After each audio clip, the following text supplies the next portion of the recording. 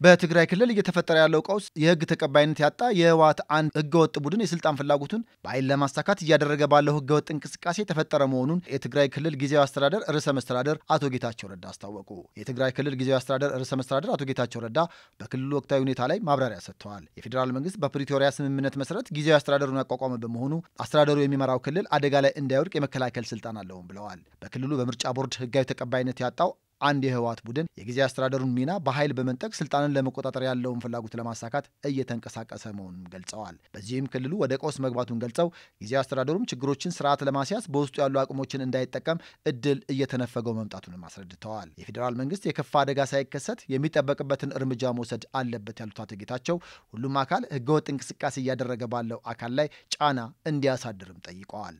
አሁን እየተደረጉ ያሉ ህገወጥ እንቅስቃሴዎች ወደ ጦርነት እንዳያመሩና የጠላት መጠቀሚያ እንዳይሆኑ ሁሉንም አይነት የመፍትሄ አማራጮች መተግበር እንደሚገባም አንስተዋል። ጊዜያዊ አስተዳደሩ ዳግም ግጭት እንዳይከሰትና የትግራይ ህዝብ ለችግር እንዳይጋለጥ ጽኑ አቋም አለውም ብለዋል።